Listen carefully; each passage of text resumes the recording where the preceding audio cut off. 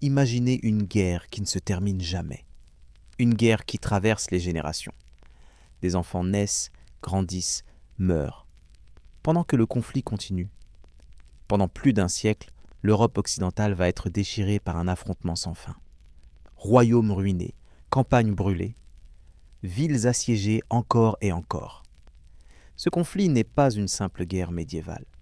C'est une succession de trêves fragiles, de batailles sanglantes, de retournements inattendus et de peuples entiers pris au piège d'une lutte qui les dépasse. Ce soir, nous allons explorer la guerre de 100 ans, comprendre pourquoi elle a duré si longtemps, comment elle a transformé la France, l'Angleterre et marqué durablement l'histoire européenne. Si vous appréciez ces récits historiques immersifs, abonnez-vous à la chaîne et laissez un j'aime. C'est ce qui permet à ces histoires d'être racontées et partagées. Dites-nous en commentaire, depuis quel endroit du monde rejoignez-vous ce récit et à quelle heure?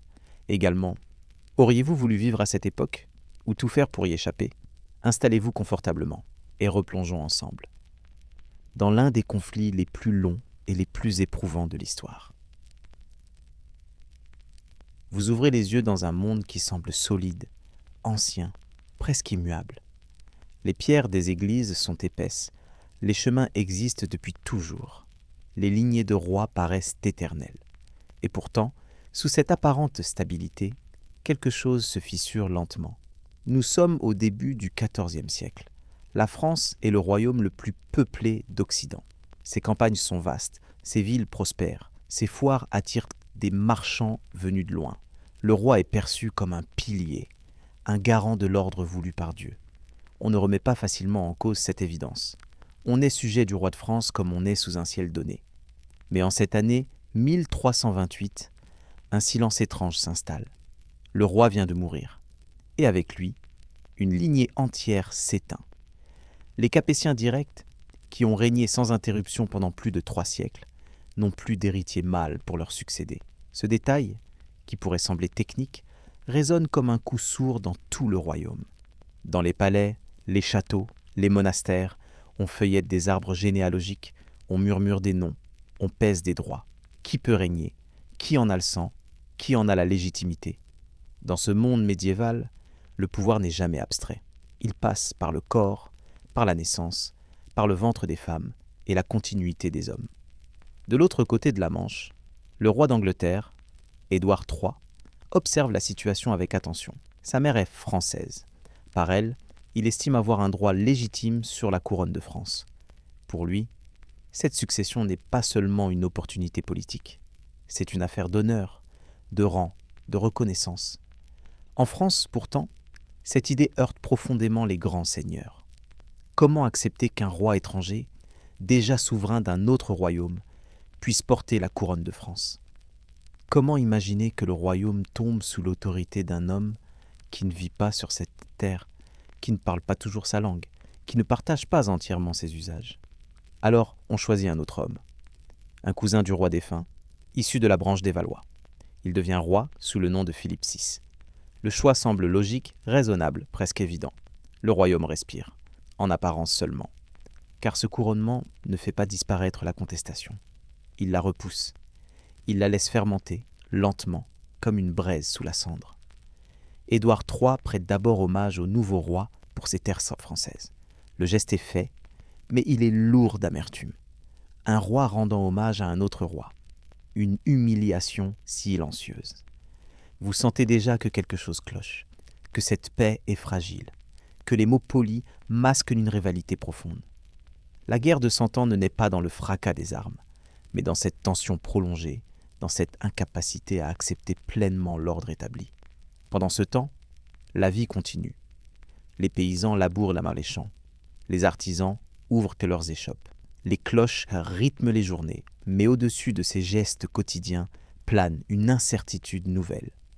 Les décisions prises loin des villages, dans les conseils royaux, auront bientôt des conséquences très concrètes. Car au Moyen-Âge, la guerre n'est jamais cantonnée aux champs de bataille. Elle descend dans les campagnes, s'invite dans les granges, vide les greniers. Et lorsque 2 rois se disputent une couronne, ce sont des milliers d'hommes, de femmes et d'enfants qui en perdent le prix. Peu à peu, les relations se dégradent. Les alliances changent, les traités sont signés, puis oubliés. Les griefs s'accumulent. La question de la couronne devient le symbole d'un affrontement plus vaste. Qui dominera l'espace entre la Manche et les Pyrénées? Qui imposera sa loi, sa monnaie, sa justice? En 1337, la rupture devient officielle. Édouard III revendique publiquement le trône de France. Ce geste, en apparence juridique, est en réalité une déclaration de guerre. Une guerre que personne n'imagine encore aussi longue. Une guerre que l'on croit limitée, réglée en quelques campagnes décisives. Vous êtes au seuil de ce conflit. Rien n'est encore totalement détruit, mais l'équilibre est rompu. Les mots ont cessé de suffire. Les armées vont bientôt se mettre en marche. Et sans le savoir, l'Europe entre dans l'un des conflits les plus longs et les plus marquants de son histoire. À partir de cette revendication, plus rien n'est vraiment stable. La guerre de 100 ans ne surgit pas comme un orage soudain, mais comme une longue dégradation du monde connu. Elle avance lentement, presque discrètement, portée par des décisions politiques qui mettent des années à produire leurs effets. Au début, il n'y a pas encore de grandes batailles rangées. Il y a des tensions, des provocations, des prises de position. Les ports s'arment, les seigneurs renforcent leurs murailles, les messagers parcourent les routes, apportant des lettres scellées, des ordres à demi voilés, des menaces polies. Tout semble encore négociable, mais chacun se prépare au pire. Dans ce monde féodal, la guerre n'est jamais seulement l'affaire de deux rois. Elle entraîne avec elle une cascade de fidélité. Les ducs, les comtes, les barons doivent en choisir un camp. Certains hésitent, d'autres changent d'avis au gré de leurs intérêts. Le royaume de France, que l'on imagine uni, est en réalité une mosaïque de pouvoirs locaux, parfois plus loyaux à leur propre terre qu'à la couronne.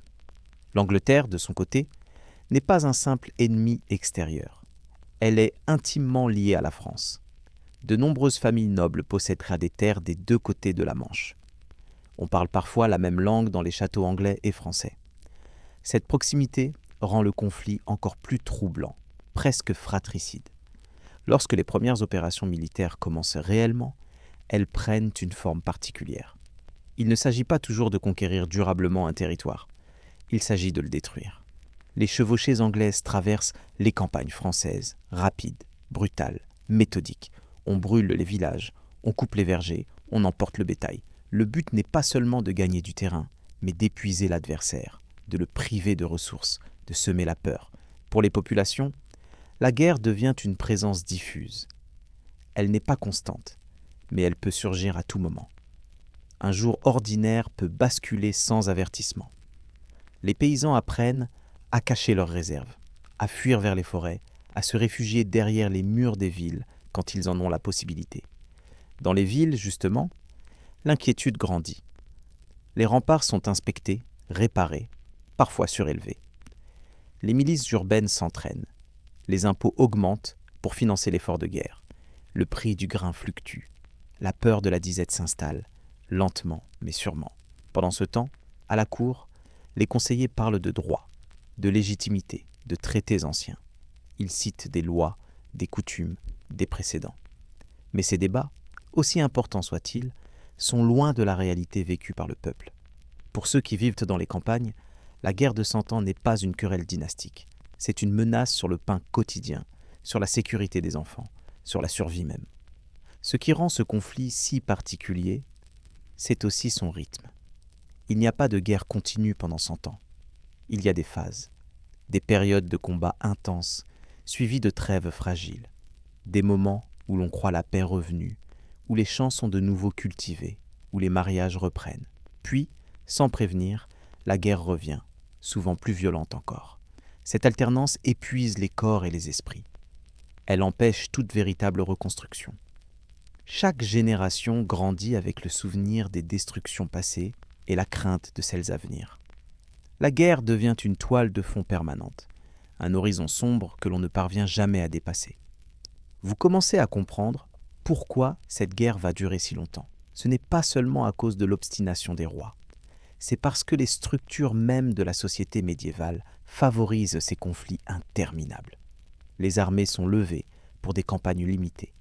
Les finances sont fragiles. Les communications sont lentes. chaque victoire est difficile à exploiter pleinement. Ainsi, au fil des années, la guerre de 100 ans s'enracine. Elle s'installe dans les habitudes, dans les peurs, dans les récits que l'on se transmet au coin du feu. Elle devient une réalité presque normale, même si elle reste toujours redoutée. À la fin de ce premier acte, rien n'est encore décidé. Aucun camp n'a triomphé. Mais une chose est certaine. Le royaume de France et le royaume d'Angleterre sont désormais engagés dans un conflit qui les dépassera, qui transformera leur société, leurs armées et jusqu'à leur manière de se penser eux-mêmes. Et tandis que les premières années de guerre s'étirent, une nouvelle ère commence. Une ère où la violence va s'intensifier, où les illusions de la chevalerie vont se briser et où le destin de millions de vies ordinaires sera irrémédiablement lié à cette guerre que personne ne parvient plus à arrêter.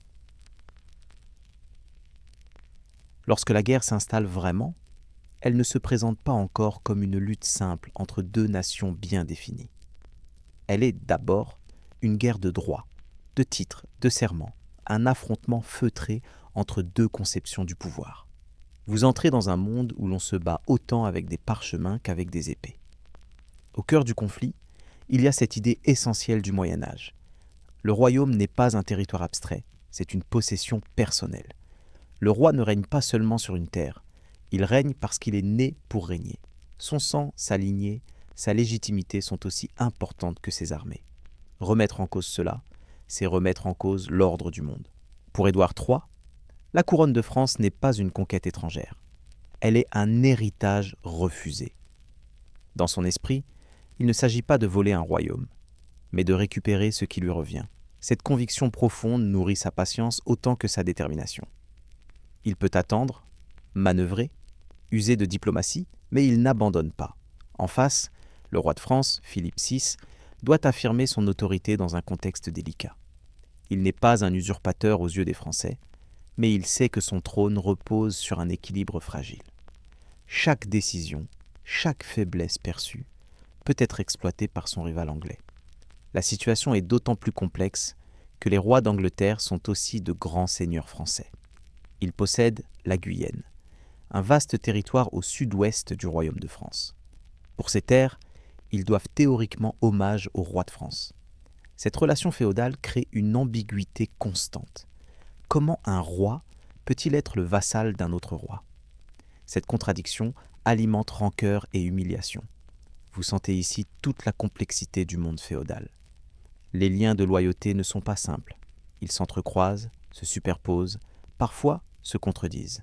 Un seigneur peut être fidèle au roi de France pour une terre et allié du roi d'Angleterre pour une autre.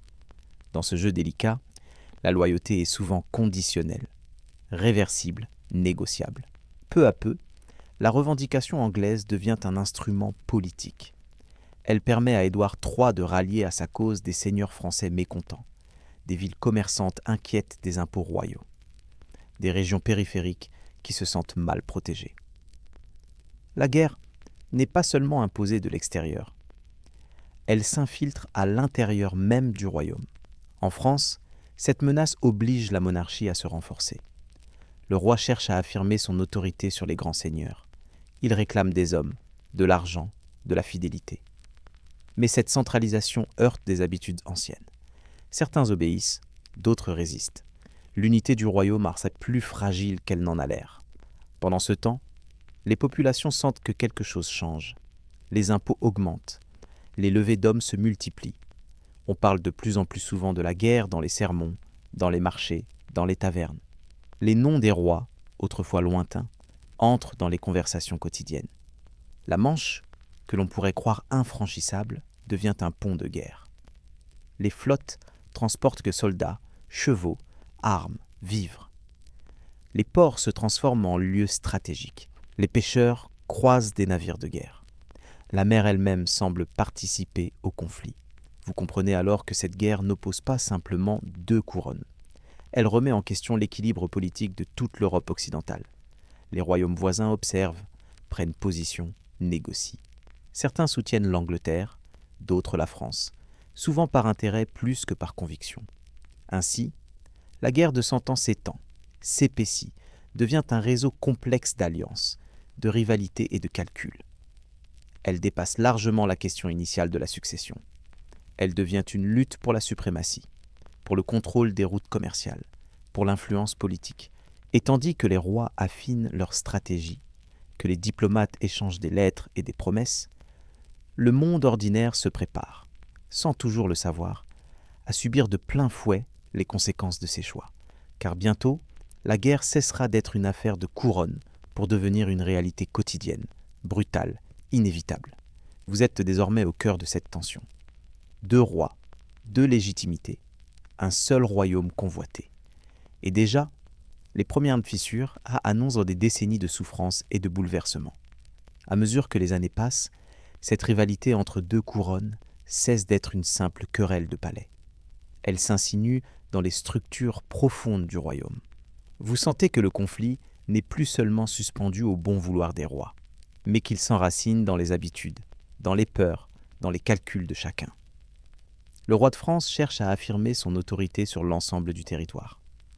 Il en a besoin pour faire face à la menace anglaise. Mais cette volonté de centralisation se heurte à une réalité ancienne. Les grands seigneurs sont puissants, parfois plus riches que le roi lui-même, et jaloux de leur indépendance. Ils acceptent de servir la couronne tant que cela sert leurs intérêts. Au-delà, leur fidélité devient fragile. De son côté, le roi d'Angleterre joue sur cette fragilité. Il se présente comme un souverain légitime, spolié de son dû, mais aussi comme un allié potentiel pour ceux qui se sentent négligés ou opprimés par la monarchie française. La guerre devient ainsi une affaire de choix individuel. Chacun doit décider à qui il prête serment et pour combien de temps. Dans les campagnes, ces décisions lointaines commencent à se faire sentir. Les seigneurs lèvent des hommes. On convoque les paysans valides. Certains partent à contre-cœur, d'autres se cachent, d'autres encore espèrent y trouver un gain ou une protection. La guerre, même encore lointaine, commence à désorganiser le rythme des saisons. Dans les villes, les marchands observent la situation avec inquiétude. Les routes commerciales deviennent incertaines. Les péages se multiplient. Les échanges avec l'Angleterre, autrefois profitables, deviennent suspects, parfois interdits. Le commerce, qui faisait la richesse de nombreuses régions, est désormais soumis aux aléas de la politique et des armes. Vous comprenez alors que cette guerre de 2 couronnes est aussi une guerre de ressources. Pour lever des armées, il faut de l'argent. Pour obtenir cet argent, il faut taxer. Les impôts extraordinaires deviennent plus fréquents. Ils pèsent lourdement sur les épaules de ceux qui n'ont aucun pouvoir de décision. La guerre se finance sur le dos des populations. Dans les discours officiels, pourtant, on parle de justice, de droit, de volonté divine. Les prêtres expliquent que le roi tient son pouvoir de Dieu, que le combat est juste, que la victoire viendra si l'on reste fidèle. Ces paroles rassurent autant qu'elles inquiètent, car si Dieu est impliqué, alors la défaite devient une faute, presque un châtiment. La Manche continue de voir passer les armées. Chaque traversée est un risque. Les tempêtes engloutissent parfois des navires chargés d'hommes et de chevaux. La guerre dépend aussi de ces éléments incontrôlables. Le vent, la pluie, la mer peuvent décider du sort d'une campagne avant même qu'un combat n'ait lieu. Peu à peu, la revendication anglaise cesse d'être perçue comme une anomalie. Elle devient une donnée permanente du paysage politique. On ne se demande plus si la guerre aura lieu, mais quand elle reprendra et avec quelle intensité. La génération qui grandit dans ces années-là ne connaît déjà plus un monde sans cette menace. Vous sentez aussi que quelque chose change dans la manière de penser le royaume. La France commence lentement à se concevoir comme une entité à défendre, et non plus seulement comme un ensemble de fiefs liés à un souverain. Cette idée est encore floue, imparfaite, mais elle progresse. La présence d'un ennemi revendiquant la couronne accélère ce processus. La guerre de 100 ans, dès ses débuts, agit donc comme un révélateur. Elle met en lumière les faiblesses du système féodal, les contradictions de la royauté, la vulnérabilité des populations. Elle force chacun à se positionner, même ceux qui voudraient rester à l'écart. À ce stade, rien n'est encore définitivement perdu ni gagné. Les forces semblent relativement équilibrées. Les rois se testent, s'observent, mesurent leurs capacités. Mais derrière cette apparente retenue, Les mécanismes de la guerre sont enclenchés. Ils seront difficiles à arrêter. Vous êtes maintenant plongé dans un monde où deux couronnes se disputent un même royaume, non seulement par les armes, mais par les alliances, l'économie, la foi et la peur. Un monde où la guerre n'est plus un événement ponctuel, mais une condition durable de l'existence. Et déjà, à l'horizon, se dessinent les premières grandes campagnes militaires. Bientôt, la guerre quittera les salles du pouvoir pour s'imposer avec violence sur les routes, dans les champs et dans les mémoires. Lorsque les armes commencent réellement à parler, beaucoup pensent encore que tout cela sera vite réglé. Les rois sont puissants, les armées existent, les chevaliers sont nombreux. Dans les esprits, une guerre doit se gagner par une ou deux grandes batailles décisives, suivies d'un traité. On ne conçoit pas encore un conflit qui s'étire sur des décennies. Vous entrez dans ces premières années de guerre avec cette illusion largement partagée. L'idée que la force, bien employée, suffira.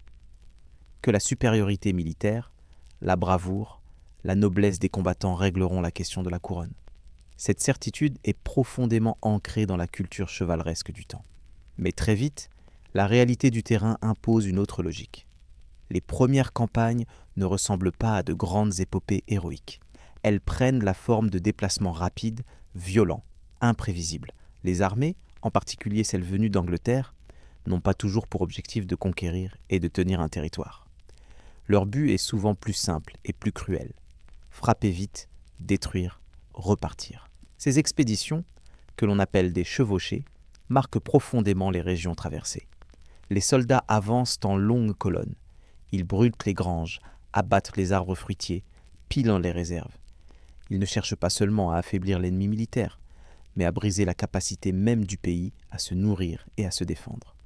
Pour ceux qui vivent là, la guerre devient une menace soudaine et incompréhensible.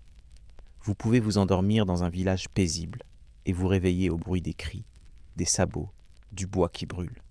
Il n'y a pas toujours de combat. Il y a surtout de la fuite, de la peur, de la perte. Du côté français, on peine à répondre efficacement. Les armées féodales sont lentes à se rassembler. Les chevaliers doivent être convoqués, équipés, nourris. Le temps que l'on réagisse, l'ennemi est déjà loin. Cette incapacité à protéger le territoire fragilise l'autorité royale et nourrit le sentiment d'abandon parmi les populations. Pourtant, à la cour, l'optimisme persiste. On croit encore que ces raids ne sont que des coups d'éclat, que l'ennemi finira par accepter une bataille rangée, où la supériorité numérique et la noblesse française pourront s'exprimer pleinement. La guerre est pensée selon des schémas anciens, qui ne correspondent déjà plus à la réalité. Vous sentez alors apparaître un décalage profond entre la manière dont la guerre est imaginée et la manière dont elle est vécue. Pour les dirigeants, elle reste une affaire stratégique. Pour le peuple, elle est une succession de traumatismes concrets, sans logique apparente. Dans les campagnes ravagées, les récoltes manquent. Les paysans qui ont fui reviennent parfois trop tard. Les semences ont été volées, les outils détruits. Une seule chevauchée peut compromettre plusieurs années de survie. La guerre ne tue pas seulement par l'épée. Elle tue par la faim, par l'épuisement, par la misère. Dans les villes, la peur n'est pas moindre. Les portes sont fermées plus tôt. Les gardes se relaient sur les remparts. On redoute un siège, même si celui-ci n'arrive jamais. La tension permanente use les esprits. Chaque rumeur d'armée en approche fait monter l'angoisse. Et pourtant, malgré ces ravages, la guerre ne semble pas avancer vers une conclusion. Aucun camp ne parvient à imposer sa domination de manière définitive. Les succès sont locaux, temporaires. Ils ne suffisent pas à briser la volonté de l'adversaire. Vous commencez à comprendre que cette guerre ne sera pas courte, que les premières années, loin de préparer une victoire rapide, installent au contraire un modèle de conflit durable. Un modèle où l'on frappe l'économie, la population, le moral, plus encore que les armées ennemies. L'illusion d'une guerre rapide commence à se fissurer. Mais il faudra encore du temps, beaucoup de souffrances et de lourdes défaites pour que cette prise de conscience s'impose pleinement. Pour l'instant, les rois persistent, les armées repartent, les campagnes brûlent à nouveau, et la guerre de 100 ans, sans que personne ne le dise encore ainsi, s'enracine un peu plus dans le paysage et dans les vies. À mesure que les campagnes se succèdent, un sentiment étrange s'installe. La guerre est bien là, violente, destructrice, mais elle ne tranche rien. Elle frappe, elle s'éloigne, puis elle revient. Elle épuise sans conclure. Et cette répétition finit par user bien plus sûrement que n'importe quelle bataille décisive. Les rois continuent pourtant d'espérer un basculement rapide. Chaque nouvelle expédition est présentée comme celle qui fera la différence. Chaque victoire partielle est exagérée, racontée comme le signe d'un effondrement imminent de l'ennemi. Dans les cours royales, on parle de tournants, de moments décisifs. Sur le terrain, on ne voit que des villages vides et des champs noircis. Vous ressentez cette dissonance. D'un côté, les discours officiels, de l'autre, la réalité quotidienne. La guerre devient un bruit de fond permanent. Elle n'est pas toujours visible, mais elle est toujours possible. Elle oblige à vivre dans l'anticipation, dans la prudence, dans la peur diffuse. Les seigneurs locaux tentent de s'adapter. Certains renforcent leurs châteaux, d'autres négocient discrètement avec l'ennemi pour épargner leurs terres. La loyauté devient une notion relative. Protéger les siens passe parfois avant l'obéissance au roi. Cette fragmentation du pouvoir rend la guerre encore plus complexe et plus longue. Dans les armées, les soldats découvrent une réalité bien différente de l'idéal chevaleresque. Les campagnes sont longues, inconfortables, mal payées. On marche des jours entiers pour ne rencontrer personne. On bivouaque dans la boue, sous la pluie. La faim est fréquente. La maladie circule. Beaucoup meurent sans avoir combattu. Les chefs militaires comprennent peu à peu que la guerre ne se gagnera pas seulement par la bravoure. Il faut de l'organisation, des ressources, une logistique solide. Mais ces notions sont encore balbutiantes. Les royaumes médiévaux n'ont pas les structures nécessaires pour soutenir un effort de guerre continu sur de longues années. Pendant ce temps, la population civile paie le prix fort. Les campagnes les plus exposées se vident. Certains villages ne se relèvent jamais. Les habitants se réfugient dans les villes ou dans des régions jugées plus sûres. Cette mobilité forcée bouleverse l'équilibre social. Les villes grossissent, les tensions augmentent, la misère s'installe. La guerre agit aussi sur les mentalités. On commence à voir l'ennemi autrement. Il n'est plus seulement un adversaire noble et honorable. Il devient celui qui brûle, qui vole, qui affame. Cette déshumanisation progressive alimente la brutalité. Les représailles se durcissent. La guerre devient plus cruelle, moins codifiée. Vous sentez également que le temps joue un rôle central. Chaque année de guerre est une année de moins pour les récoltes, pour la reconstruction, pour la stabilité. Les enfants qui naissent dans ces années-là grandissent dans un monde déjà marqué par la violence. Pour eux, la guerre n'est pas une rupture, elle est la norme. Et pourtant, malgré cette lente prise de conscience, les dirigeants persistent à croire en une issue rapide. Cette croyance est nécessaire. Elle permet de continuer à lever des hommes, à lever des impôts, à justifier les sacrifices. Reconnaître que la guerre sera longue serait reconnaître l'ampleur de l'échec et de la souffrance à venir. Ainsi, les premières décennies du conflit s'écoulent dans cette illusion tenace. Une illusion partagée, entretenue, répétée. Une illusion qui empêche toute remise en question profonde. La guerre de 100 ans n'est pas encore perçue comme un phénomène durable, structurel. Elle est encore vue comme une crise prolongée, mais temporaire. Pourtant, tout indique déjà qu'elle transformera durablement les royaumes engagés. Les pratiques militaires évoluent. Les relations sociales se tendent. Le rapport au pouvoir change. La guerre ne se contente plus d'opposer des armées. Elle façonne les sociétés de l'intérieur. Vous êtes désormais pleinement entré dans cette mécanique. Une mécanique lente, implacable, qui broie les certitudes et étire le conflit bien au-delà de ce que quiconque avait imaginé. L'illusion d'une victoire rapide s'effondre peu à peu, remplacée par une réalité bien plus lourde, celle d'une guerre qui s'installe pour durer et dont nul ne voit encore la fin. Peu à peu, la guerre change de visage. Après des années de raids, de destruction diffuse, de violence sans affrontement décisif, vient enfin le moment que beaucoup attendaient. Presque avec soulagement. Celui des grandes batailles rangées. Dans l'esprit des nobles, c'est là que tout doit se jouer. Là que l'honneur s'exprime. là que la supériorité naturelle de la chevalerie française doit s'imposer. Vous sentez cette confiance, presque cette certitude. Depuis l'enfance, on vous a appris que le chevalier est l'axe du monde guerrier. Monté sur son cheval, protégé par son armure, entraîné dès le plus jeune âge, il incarne la guerre telle qu'on la conçoit depuis des générations. Rien ne semble pouvoir lui résister durablement. En face, l'armée anglaise paraît différente, presque inférieure. Moins nombreuse, composée en grande partie de soldats à pied, d'archers, issus des campagnes. Des hommes robustes, certes, mais sans le prestige de la noblesse française. Beaucoup pensent que le choc frontal suffira à régler l'affaire. En 1346, les deux armées se rencontrent près du village de Crécy. Le décor est celui d'une campagne ouverte, légèrement vallonnée. Rien d'extraordinaire en apparence. Pourtant, ce qui va s'y dérouler marque une rupture profonde dans l'histoire de la guerre médiévale. Les chevaliers français avancent avec confiance. Les armures brillent, les bannières claquent au vent, le bruit des sabots résonne. Tout semble suivre l'ordre attendu.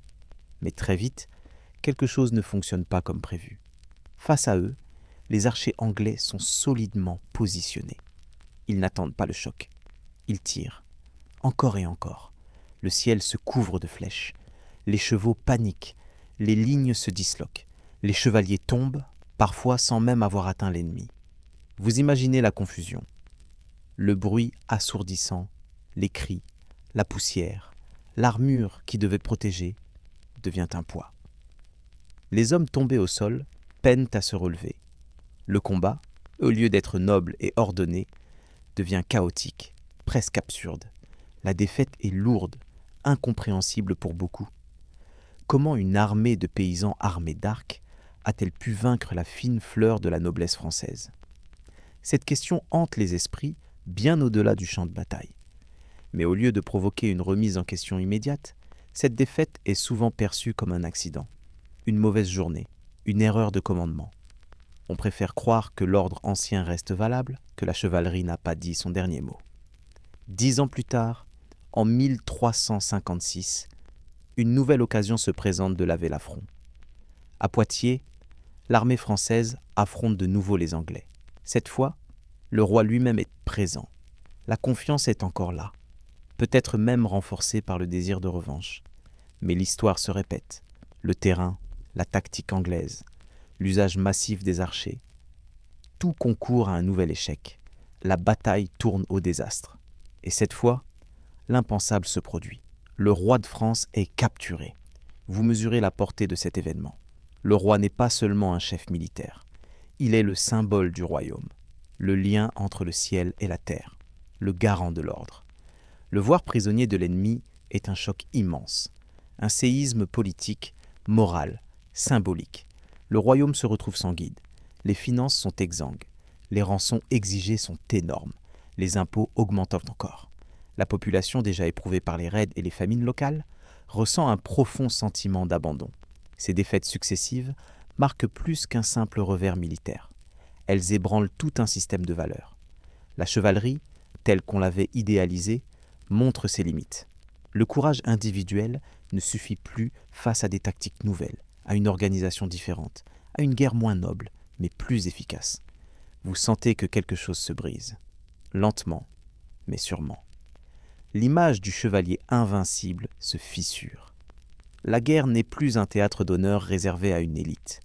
Elle devient une affaire de discipline, de préparation, de stratégie, parfois même de calcul froid. Pour les populations, ces batailles ne signifient pas la fin de la guerre. Bien au contraire, elles annoncent une période encore plus instable, car un royaume affaibli, dirigé par un pouvoir fragilisé, devient une proie plus facile.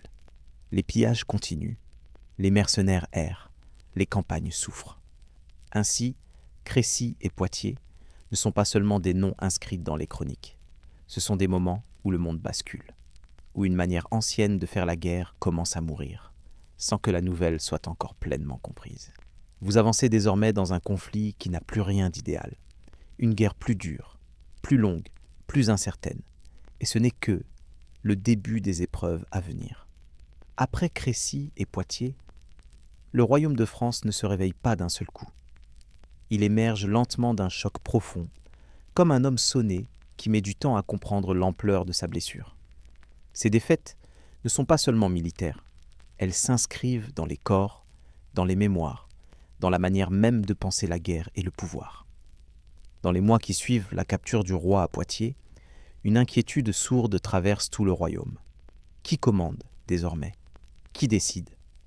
Le roi, prisonnier, reste roi en théorie, mais son absence crée un vide. Les conseillers gouvernent, les princes intriguent, les villes s'agitent. Chacun tente de protéger ses intérêts dans un monde devenu instable. Vous sentez cette fragilité nouvelle. L'autorité royale, déjà mise à mal par les défaites, apparaît lointaine, incertaine. Les ordres arrivent lentement, parfois contradictoires. Les impôts continuent de tomber, mais la protection promise semble toujours insuffisante. La confiance se fissure. Dans les campagnes, les conséquences sont immédiates.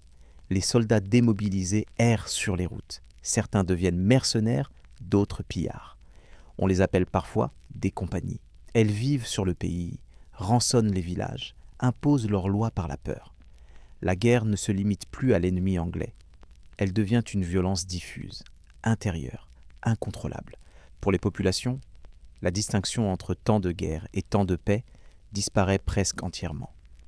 Même en l'absence d'armées ennemies, l'insécurité demeure. Les portes restent fermées. Les réserves sont cachées. Les nuits sont courtes, peuplées de craintes et de bruits imaginés.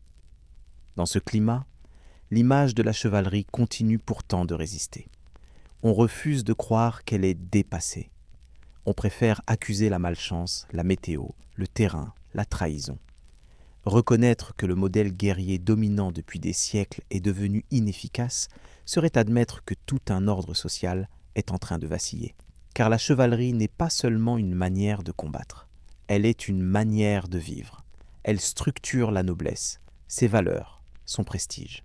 Remettre en cause son efficacité, c'est remettre en cause la place même de cette élite dans la société. Cette remise en question est lente, douloureuse, souvent niée. Et pourtant, sur les champs de bataille, les faits s'imposent. L'arc long anglais, manié par des hommes entraînés dès l'enfance, s'est révélé redoutable. La discipline, la position défensive, l'usage du terrain ont pris le pas sur l'élan héroïque. La guerre devient moins spectaculaire, mais plus meurtrière. Vous percevez alors un glissement progressif. Les armées commencent, timidement, à s'adapter. On réfléchit davantage à la coordination, à l'infanterie, aux armes nouvelles. Mais ces changements prennent du temps. Ils se heurtent aux traditions, aux habitudes, aux intérêts de ceux qui dirigent. Pendant ce temps, la population continue de souffrir. Les rançons exigées pour libérer le roi pèsent lourdement sur le royaume. Les impôts augmentent encore. Les révoltes éclatent ici et là, nourries par la colère et le désespoir. Le lien entre le peuple et la noblesse se tend. Vous sentez que la guerre de 100 ans entre dans une phase plus sombre. Les illusions s'effondrent, mais rien de stable ne les remplace encore. Le royaume est affaibli, divisé, vulnérable. L'ennemi le sait, il en profite. Crécy et Poitiers deviennent alors des références constantes. On en parle comme de blessures ouvertes. On les évoque pour justifier des choix, pour nourrir des peurs, pour rappeler ce qui arrive lorsque l'on sous-estime l'adversaire. Ces noms circulent dans les récits, dans les sermons, dans les conversations quotidiennes. Ils marquent aussi le début d'une transformation lente mais irréversible. La guerre médiévale idéalisée s'éloigne. Une guerre plus moderne, plus organisée, plus froide commence à prendre forme. Mais cette transition se fait dans la douleur, au prix de milliers de vies et d'un royaume profondément meurtri. Vous avancez désormais dans un monde où les certitudes anciennes ne suffisent plus, où l'honneur ne protège pas des flèches, où la noblesse du geste ne garantit pas la victoire. La guerre de 100 ans continue, plus rude encore, portée par ces défaites qui ont changé à jamais la manière de combattre et de survivre.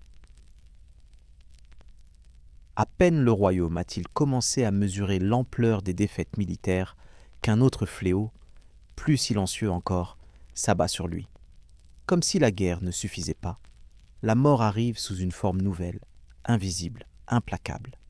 Elle ne porte ni armure ni bannière. Elle ne choisit pas son camp, Elle frappe partout, sans distinction. Vous êtes dans un monde déjà fragilisé. Les campagnes ont été pillées. Les récoltes sont incertaines. Les routes sont dangereuses. Les villes sont surpeuplées par ceux qui ont fui les zones les plus exposées. Et dans ce contexte de misère et de déplacement constant, une rumeur commence à circuler. On parle d'une maladie étrange, venue de loin, portée par les navires, par les hommes, par l'air lui-même, dit-on. Peu à peu, la rumeur devient réalité. La peste arrive. Elle s'installe d'abord dans les ports, puis remonte les routes commerciales. Les symptômes sont terrifiants. Fièvre soudaine, douleurs violentes, gonflement noir sous les aisselles et haleine. En quelques jours, parfois en quelques heures, la mort survient. Les médecins sont impuissants. Les prières semblent rester sans réponse. Vous sentez la panique s'installer. Les familles se ferment. Les voisins se méfient les uns des autres. On fuit les malades, parfois même les proches. Les morts s'accumulent. Les cimetières débordent. On enterre à la hâte quand on enterre encore. Dans les campagnes, déjà affaiblies par la guerre, la peste fait des ravages. Des villages entiers se vident. Les champs restent en friche, non pas par peur des soldats cette fois, mais faute de bras pour les cultiver. Le silence remplace peu à peu le bruit des outils et des voix. Dans les villes, la situation est encore plus oppressante. Les rues étroites, les maisons serrées, l'absence d'hygiène favorisent la propagation de la maladie. On ferme les portes, on brûle des herbes censées purifier l'air, on cherche des coupables. Les étrangers, les pauvres, les marginaux sont accusés. La peur se transforme parfois en violence. La guerre, loin de s'interrompre face à cette catastrophe, continue pourtant. Les armées se déplacent encore, transportant avec elles la maladie. Les soldats meurent, non pas sur le champ de bataille, mais dans les camps, sur les routes, dans des villages déjà éprouvés. La peste devient une arme involontaire, mais redoutable. Vous comprenez alors que le royaume est pris dans un étau. D'un côté, la guerre détruit les structures économiques et sociales. De l'autre, la peste décime la population. Les autorités sont dépassées. Les rois peuvent lever des armées, mais ils ne peuvent arrêter la maladie. Cette impuissance renforce le sentiment d'abandon. La société tout entière vacille. Les hiérarchies se brouillent. Des seigneurs meurent sans héritier. Des terres changent de main. Des opportunités surgissent dans le chaos. Mais elles sont rares et souvent dangereuses. Pour beaucoup, l'avenir devient impensable. On ne planifie plus à long terme. On cherche seulement à survivre jusqu'au lendemain. La religion occupe alors une place centrale. Les églises se remplissent, quand elles ne se vident pas, faute de prêtres encore vivants. On organise des processions, des prières collectives, des pénitences. On cherche un sens à cette accumulation de malheurs. Certains y voient un châtiment divin, d'autres un signe de la fin des temps. Vous ressentez cette angoisse diffuse. La guerre, la maladie, la mort semblent liées, comme si le monde lui-même s'était déréglé. Les repères anciens ne fonctionnent plus. Les certitudes s'effondrent. Même la victoire militaire paraît dérisoire face à une telle hécatombe. Et pourtant, la vie continue, tant bien que mal. Ceux qui survivent doivent faire face à un monde transformé, moins peuplé, plus fragile, plus dur. La guerre de 100 ans ne se déroule plus seulement sur les champs de bataille. Elle se mêle désormais à une crise démographique et sociale sans précédent. Vous avancez ainsi dans un royaume ravagé, où la mort est omniprésente, où l'avenir est incertain, et où chaque jour vécu devient presque une victoire. Et ce n'est encore qu'une partie de l'épreuve. Le temps passe, mais il ne guérit rien. Il accumule, il épaissit la fatigue, il alourdit les esprits. Dans ce royaume déjà brisé par la guerre, la peste ne fait pas que tuer. Elle transforme profondément la manière de vivre, de penser, de croire, d'espérer. Lorsque la vague la plus violente de la maladie semble enfin refluer, le paysage humain est méconnaissable. Vous traversez des régions où un habitant sur 3, parfois 1 sur 2, a disparu. Des maisons sont fermées à jamais. Des villages entiers n'existent plus que dans la mémoire de ceux qui les ont connus. Les chemins sont envahis par les herbes. Les champs retournent à l'état sauvage. Cette disparition massive bouleverse tout l'équilibre du royaume. Il manque des bras pour cultiver la terre, pour réparer les routes, pour garder les remparts. là où la guerre détruisait ponctuellement, la peste vide durablement. Le silence qu'elle laisse derrière elle est presque plus oppressant que le fracas des armes. Dans ce monde raréfié, les survivants changent de place. Les paysans restants deviennent plus précieux. Certains osent réclamer de meilleures conditions, des loyers moins lourds, des salaires plus élevés. Les seigneurs, affaiblis par les pertes et par la guerre, peinent à imposer leur autorité comme avant. L'ordre ancien se fissure, lentement mais sûrement. Mais cette évolution n'est ni simple ni paisible. Elle s'accompagne de tensions, de violences, de répression. Les élites cherchent à restaurer l'ordre d'avant, à figer la société comme elle était. Les populations, elles, ressentent confusément que le monde a changé, même si elles n'ont pas les mots pour le dire. La guerre, dans ce contexte, devient encore plus lourde à porter. Les armées peinent à recruter. On enrôle plus largement, parfois de force. Des hommes jeunes, inexpérimentés, mal équipés, sont envoyés sur les routes. Beaucoup ne reviennent pas. Pas forcément tués par l'ennemi, mais par la maladie, la faim, l'épuisement. Vous voyez alors se multiplier les groupes armés sans véritable attache. Des soldats licenciés, des mercenaires, des hommes qui n'ont plus de terre ni de famille. Ils errent, se regroupent, vivent de pillage. Pour les populations, la menace ne vient plus seulement des Anglais. Elle vient de ces bandes qui connaissent le pays, qui surgissent sans prévenir, qui imposent leurs lois par la peur. La frontière entre guerre et criminalité devient floue. Le royaume semble incapable d'assurer la sécurité de ses propres sujets. Cette insécurité permanente use les nerfs. Elle pousse à la méfiance. Elle transforme les relations humaines. On se ferme, on cache, on ment parfois pour survivre. Dans les villes, malgré les pertes, la vie tente de reprendre. Les marchés rouvrent, les artisans travaillent à nouveau. Mais tout est plus fragile. Le moindre incident peut tout faire basculer. Une rumeur de retour de la peste, une armée signalée à quelques journées de marche, une hausse soudaine du prix du blé. La stabilité est toujours provisoire. La religion, elle aussi, se transforme. Après le choc de la peste, la foi devient plus intense, parfois plus angoissée. On multiplie les processions, les prières, les gestes de pénitence. Mais on voit aussi apparaître des doutes, des interrogations silencieuses. Pourquoi Dieu a-t-il laissé faire ? Pourquoi tant d'innocents sont-ils morts ? Ces questions circulent, souvent sans réponse. Vous sentez que le royaume est entré dans une fatigue profonde, une lassitude collective. La guerre dure depuis trop longtemps. La peste a arraché trop de vies. Beaucoup ne rêvent plus de victoire, mais simplement de répit, d'un peu de stabilité, d'une année sans catastrophe. Et pourtant, malgré cette usure extrême, la guerre de 100 ans continue. Elle s'adapte à ce monde appauvri, amoindri. Elle devient moins flamboyante, mais plus dure encore, plus brutale dans ses conséquences, plus lourde dans ses silences. Ce que vous traversez ici, ce n'est pas seulement une succession de malheurs, c'est une transformation profonde de la société médiévale. Un monde ancien est en train de se déliter, sans qu'un nouveau soit encore clairement né. Entre les ruines laissées par la guerre et les fosses communes de la peste, une nouvelle France commence à émerger, lentement, douloureusement. Vous avancez dans ce royaume meurtri, où chaque survivant porte en lui la mémoire de ceux qui ne sont plus là, où la guerre et la maladie se sont entremêlées pour façonner un siècle de peur, de résistance et de changements irréversibles. Et malgré tout, la guerre n'a pas encore atteint son paroxysme. De nouvelles épreuves attendent encore ce pays épuisé. Le temps a passé, mais il n'a pas apporté l'apaisement espéré. Au début du XVe siècle, la guerre de 100 ans est toujours là, enracinée dans les paysages comme dans les esprits. Pour beaucoup, elle n'a plus vraiment de commencement clair, ni de fin imaginable. Elle fait partie du monde.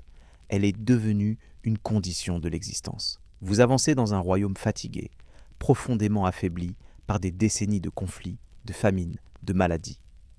La population est moins nombreuse. Les campagnes portent encore les cicatrices des pillages anciens. Les villes tentent de se protéger derrière leurs murs, mais la peur n'en disparaît jamais complètement. Sur le trône de France, le pouvoir est fragile. Le roi est malade, souvent absent, incapable de gouverner seul. Autour de lui, les princes s'affrontent, intriguent, se disputent l'autorité. Le royaume est divisé de l'intérieur. partagée entre factions rivales qui se haïssent presque autant que l'ennemi anglais. C'est dans ce contexte de faiblesse politique et de désunion que l'Angleterre décide de frapper de nouveau. Un jeune roi, sûr de lui, ambitieux, traverse la Manche avec une armée. Pour lui, la France est un royaume affaibli, prêt à tomber. Il veut une victoire éclatante, une victoire qui marquera son règne et scellera définitivement sa légitimité. Au départ, l'expédition anglaise ne se déroule pas comme prévu. Les sièges s'éternisent, les maladies frappent les troupes, la faim se fait sentir. L'armée anglaise, épuisée, cherche à rejoindre un port pour rentrer. Mais la route est barrée. L'armée française, plus nombreuse, se rassemble pour lui couper le passage. Vous sentez monter cette tension lourde, presque inévitable. Les deux armées vont enfin s'affronter. Pour beaucoup de nobles Français, c'est l'occasion tant attendue. L'occasion d'effacer Crécy et Poitiers. L'occasion de restaurer l'honneur perdu de la chevalerie. L'occasion de montrer que la France n'est pas vaincue. La confiance est immense. Les chevaliers affluent, richement armés, entourés de leurs écuyers. Les bannières se dressent, les trompettes sonnent. On parle déjà de rançon, de prisonniers prestigieux, de gloire à venir. Peu imaginent la catastrophe qui se prépare. Le champ de bataille choisi est une étendue étroite, bordée de bois, récemment détrempée par la pluie. La boue colle aux chaussures, alourdit les pas, ralentit les mouvements. Ce détail, qui pourrait sembler insignifiant, va pourtant jouer un rôle décisif. Face à l'armée française, les Anglais adoptent une posture défensive. Ils s'installent, plantent des pieux, positionnent leurs archers. Ils savent qu'ils sont moins nombreux, plus fatigués. Ils n'ont pas intérêt à attaquer. Ils attendent. Du côté français, l'impatience grandit. Attendre, c'est laisser l'ennemi se reposer. Attendre, c'est risquer de perdre l'élan. On décide donc d'avancer, lentement d'abord. Puis, avec de plus en plus de pression. Les rangs se resserrent, l'espace manque, les hommes s'entassent. Vous imaginez cette masse humaine, lourde, brillante d'acier, avançant péniblement dans la boue.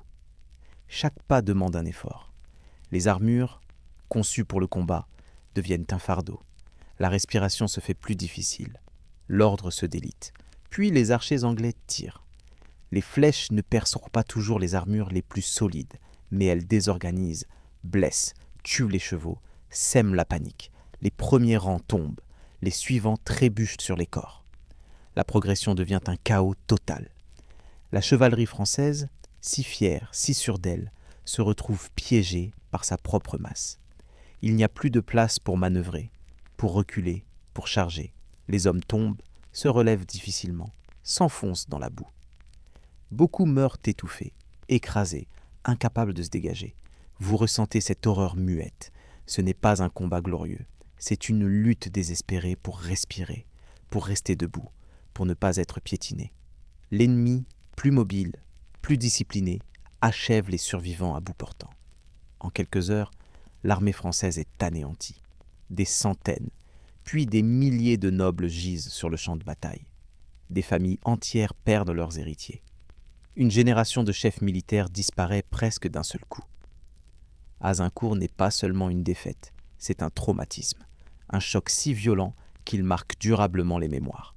On ne parle plus seulement d'échec, mais d'humiliation, d'incompréhension. Comment une armée si nombreuse, si prestigieuse, a-t-elle pu être écrasée ainsi ? Pour le royaume de France, c'est un effondrement moral. La noblesse est décapitée. Le pouvoir royal, déjà fragile, vacille encore davantage. L'ennemi progresse. Les alliés doutent. Les populations tremblent. Vous sentez que quelque chose s'est définitivement brisé à Azincourt. L'idée que la chevalerie puisse, à elle seule, sauver le royaume disparaît presque entièrement. Mais dans l'immédiat, cette prise de conscience n'apporte aucune solution. Elle laisse seulement un vide, une stupeur, une peur immense. La guerre de 100 ans entre alors dans l'une de ses phases les plus sombres. La France semble à genoux. Beaucoup croient que la fin est proche, que le royaume va se disloquer, que l'Angleterre va enfin imposer sa loi. Et pourtant, au cœur même de ce désastre, les graines d'un changement profond commencent à germer. Mais il faudra encore du temps, des souffrances et des sacrifices innombrables avant qu'elles ne portent leurs fruits. Après Azincourt, le royaume de France ne s'effondre pas dans un fracas immédiat. Il s'affaisse lentement, comme une structure trop longtemps fragilisée, qui cède pierre après pierre. La défaite ne produit pas seulement des morts. Elle engendre un silence lourd, une sidération collective, une impression diffuse que quelque chose d'irréparable vient de se produire. Dans les jours qui suivent la bataille, la nouvelle se répand. Elle voyage à cheval, de bouche en bouche, de clocher en clocher. À mesure qu'elle avance, elle se charge d'effroi. On apprend que des ducs sont morts, que des comtes ont disparu, que des lignées entières ont été brisées en une seule journée. Pour beaucoup, ce ne sont pas des noms abstraits, ce sont des seigneurs connus, des protecteurs, parfois des oppresseurs, mais toujours des repères. Vous ressentez cette onde de choc qui traverse la société. Dans les châteaux, on pleure des fils, des frères, des pères. Dans les campagnes, on comprend que ceux qui commandaient, ceux qui levaient bas les hommes, ceux qui rendaient foi à la justice, ne reviendront pas. Un vide s'ouvre, dangereux, instable. Le pouvoir royal, déjà affaibli, devient presque théorique. Le roi est incapable de gouverner pleinement. Les princes survivants se disputent l'autorité. Les rivalités internes s'aggravent. La défaite extérieure nourrit la discorde intérieure. Chacun accuse l'autre. Les fautes sont recherchées, les responsabilités rejetées. Dans ce chaos politique, l'ennemi avance. L'Angleterre exploite sa victoire. Les places fortes tombent les unes après les autres. Les alliances se nouent et se dénouent. Certains seigneurs français, découragés ou opportunistes, choisissent encore une fois de se rapprocher du vainqueur. La loyauté devient une question de survie. Pour les populations, cette période est l'une des plus angoissantes de tout le conflit. La guerre n'est plus seulement une menace intermittente. Elle devient permanente. Les armées circulent sans cesse. Les réquisitions se multiplient. Les pillages reprennent avec une intensité nouvelle. On ne sait plus qui commande réellement, ni à qui obéir. Vous sentez cette peur diffuse, constante. Elle s'installe dans les gestes du quotidien. On évite les routes, on cache ce que l'on peut. On apprend à reconnaître le bruit d'une troupe armée bien avant qu'elle n'apparaisse. La nuit devient un moment de tension extrême. Azincourt marque aussi une rupture morale profonde. La noblesse française, déjà ébranlée par Crécy et Poitiers, perd définitivement son assurance. Le modèle chevaleresque, fondé sur la charge, l'honneur, la bravoure individuelle, apparaît désormais comme dangereux, voire suicidaire. Mais cette prise de conscience est douloureuse. Elle remet en cause des siècles de valeurs, d'éducation, de prestige. Pourtant, ce n'est pas encore le temps du renouveau. C'est le temps du doute, du repli, de la peur. La France semble fragmentée, vulnérable, presque vaincue. Beaucoup pensent que la guerre touche à sa fin, mais pas dans le sens espéré. On imagine un royaume soumis, morcelé, dominé par une puissance étrangère. Dans les campagnes, on ne parle plus de victoire. On parle de survie.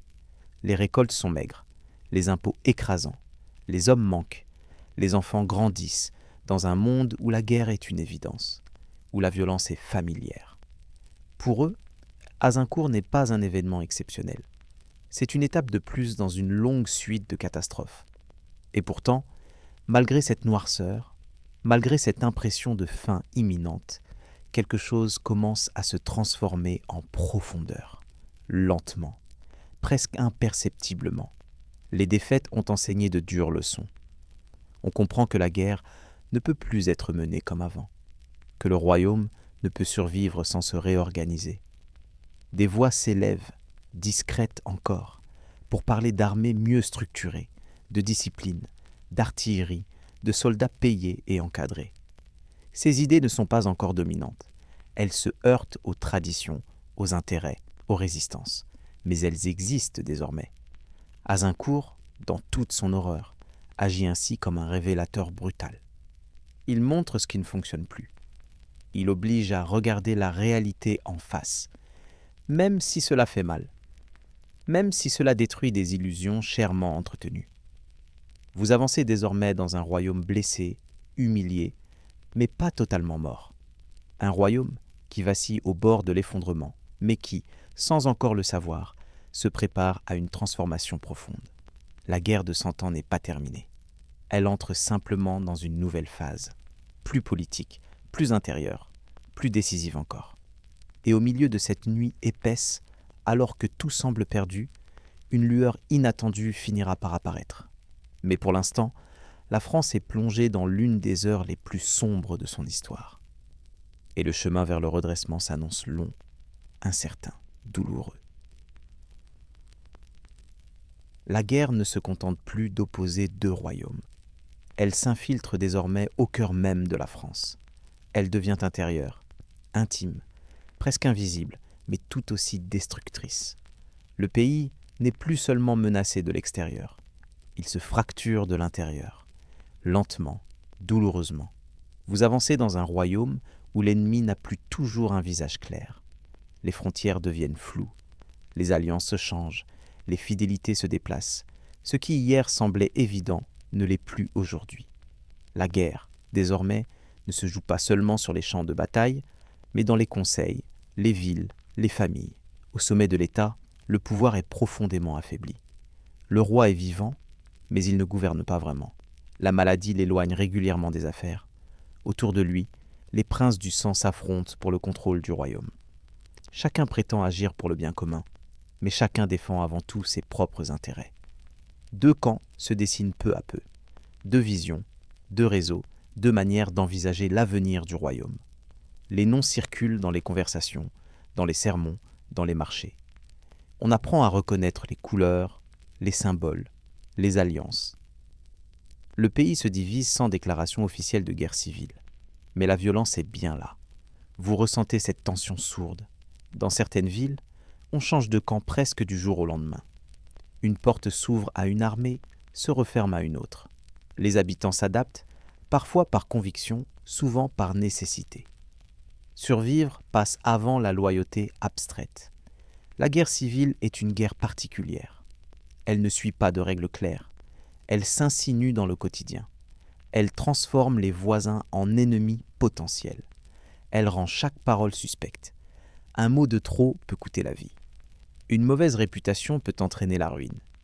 Dans les rues des villes, la violence éclate par moments. Des affrontements éclairent, des assassinats ciblés, des émeutes. La peur circule plus vite que les nouvelles officielles.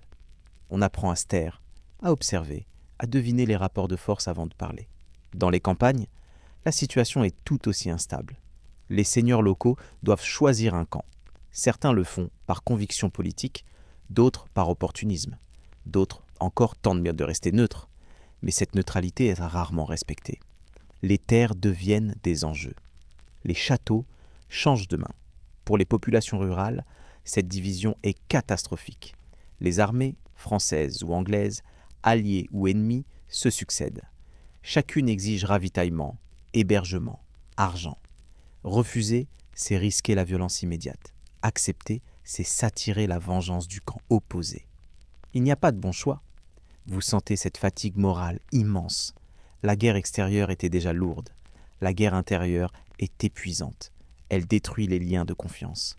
Elle transforme le royaume en un espace instable, imprévisible, dangereux. Nul ne sait vraiment qui commande, ni pour combien de temps. Dans ce chaos, l'Angleterre joue habilement. Elle soutient certains camps, exploite les divisions, avance sans toujours combattre. La France se bat contre elle-même, pendant que l'ennemi consolide ses positions. Cette situation renforce le sentiment d'effondrement. Les institutions vacillent, la justice fonctionne mal, les routes ne sont plus sûres, les messagers disparaissent, les ordres se perdent, le royaume semble se déliter, morceau par morceau. Beaucoup parlent d'un châtiment, d'une punition divine, d'une fin annoncée. Et pourtant, au milieu de cette désagrégation, la vie continue. Les marchés rouvrent parfois. Les enfants naissent, les saisons passent. Cette persistance du quotidien, même fragile, est peut-être la seule chose qui empêche le pays de sombrer totalement. Vous avancez dans une France déchirée, où la guerre ne vient plus seulement de l'extérieur, mais de l'intérieur des murs, des esprits, des cœurs. Une France où l'ennemi peut être le voisin, le seigneur d'à côté, ou même un ancien allié. La guerre de 100 ans atteint ici l'un de ses points les plus sombres. Car lorsqu'un pays se combat lui-même, la reconstruction devient presque impossible. Et pourtant, c'est dans cette nuit profonde que commence imperceptiblement à se préparer les conditions d'un sursaut. Mais pour l'instant, vous êtes plongé dans un royaume morcelé, fatigué, inquiet, où chaque jour est une épreuve supplémentaire. Et la guerre, loin de s'apaiser, semble avoir trouvé un nouveau souffle dans cette division intérieure. Plus le temps passe, plus cette déchirure intérieure s'approfondit. Elle ne se contente plus d'opposer des princes ou des grandes familles. Elle descend dans toutes les strates de la société. Elle s'insinue dans les villages, dans les quartiers des villes, jusque dans les foyers. Vous sentez que le royaume n'est plus seulement en guerre. Il est devenu méfiant envers lui-même. Les factions s'organisent. Elles recrutent, promettent protection, distribuent des faveurs. Chacune affirme agir pour sauver la France. Mais chacune, en réalité, affaiblit un peu plus l'idée même d'un royaume uni. Les symboles changent selon les régions. Les cris de ralliement ne sont plus les mêmes. On reconnaît les hommes à leur couleur, à leur badge, à leur manière de parler. Dans certaines villes, le pouvoir change brutalement de main. Une nuit suffit parfois. Les portes s'ouvrent à un nouveau maître. Les anciens partisans sont arrêtés, exilés, parfois exécutés. Le lendemain, la vie reprend comme si de rien n'était, mais sous une autre autorité. Cette instabilité permanente crée une peur sourde, constante, qui ne quitte jamais vraiment les habitants. Vous apprenez à observer avant d'agir, à écouter avant de parler, à deviner les rapports de force. Chaque geste est pesé, chaque mot est choisi. La survie dépend souvent de cette prudence extrême. La guerre civile apprend à se taire. Dans les campagnes, la situation est encore plus cruelle. Les paysans n'ont aucun pouvoir de décision, mais subissent toutes les conséquences. Les armées passent, repassent, parfois composées de Français contre des Français. Les uniformes sont semblables, les langues identiques. Seuls les ordres diffèrent. La violence, elle, reste la même. Les champs sont réquisitionnés, les récoltes confisquées, les bêtes emmenées. Et lorsque les soldats repartent, il ne reste souvent que la faim et la peur de représailles. Car soutenir un camp, même malgré soi, peut entraîner la colère de l'autre. Beaucoup tentent de se cacher, de fuir, de disparaître temporairement.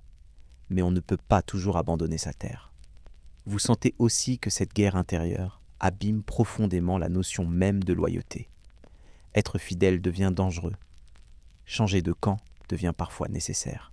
Les serments, autrefois sacrés, sont rompus, renégociés, oubliés. Ce n'est pas toujours par trahison, mais par épuisement, par instinct de survie. La violence prend aussi une forme plus intime. Des règlements de compte, des dénonciations, des vengeances personnelles déguisées en actes politiques. La guerre offre un cadre, une excuse, pour des haines anciennes. Le tissu social se déchire davantage à chaque nouvel affrontement. Dans ce climat, l'autorité royale devient presque abstraite. On parle du roi, on invoque son nom, mais peu l'ont vu. Peu savent ce qu'il décide réellement.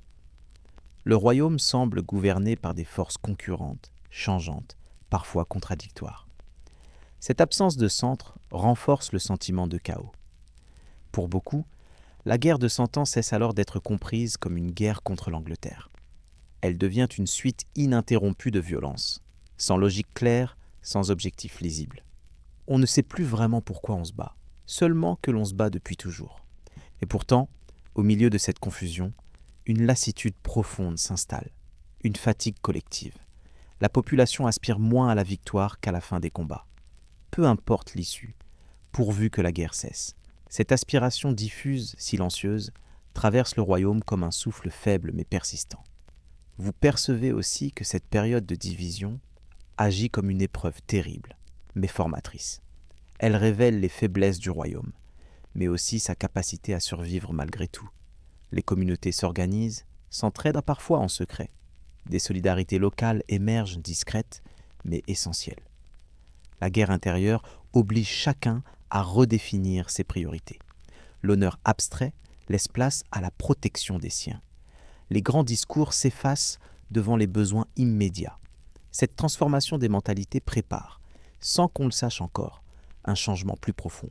Car un royaume qui a touché le fond peut parfois trouver en lui les ressources pour se relever. Mais avant cela, il doit traverser cette nuit longue, confuse, douloureuse. Une nuit où la France semble se perdre elle-même. Vous êtes encore plongé dans cette obscurité. Les routes sont dangereuses, les alliances incertaines, l'avenir invisible. La guerre de 100 ans, à ce stade, ressemble à un gouffre sans fond. Et pourtant, c'est précisément dans ce chaos que va bientôt surgir une figure inattendue, porteuse d'un espoir fragile, presque irréel. Mais pour l'instant, le royaume reste déchiré. Et chaque jour supplémentaire passé dans cette division intérieure rend le chemin vers la paix plus long, plus difficile, plus incertain. Après des années de défaites, de divisions, de peur intérieure, le royaume de France semble avoir atteint un point de rupture. Vous avancez dans un monde où l'on n'attend plus vraiment la victoire. On espère seulement tenir, survivre encore un peu, gagner du temps. L'idée même d'un renversement de situation paraît presque irréaliste. Les Anglais contrôlent une grande partie du nord du royaume. Les villes tombent les unes après les autres. Paris n'est plus réellement entre les mains du roi de France. Le dauphin, héritier légitime, est replié au sud de la Loire, dans une cour réduite, appauvrie, méfiante. Beaucoup doutent de lui. Certains murmurent qu'il n'est pas le vrai héritier. D'autres pensent qu'il n'a ni la force ni la légitimité pour sauver le royaume. Vous ressentez cette atmosphère de fin du monde. Les conversations sont prudentes, résignées. On parle de la France comme d'un pays déjà perdu. La guerre de 100 ans semble toucher à sa conclusion, mais une conclusion amère, faite de soumission et de morcellement. Et c'est précisément à ce moment-là qu'apparaît quelque chose d'inattendu. Dans un village reculé, loin des centres de pouvoir, une jeune fille affirme entendre des voix. Des voix célestes, dit-elle, qui lui parlent de la France, du roi, de la guerre. Elle n'est ni noble, ni instruite, ni formée à l'art de la guerre. Elle ne correspond à aucune figure traditionnelle du pouvoir. Et pourtant, son discours frappe par sa certitude tranquille.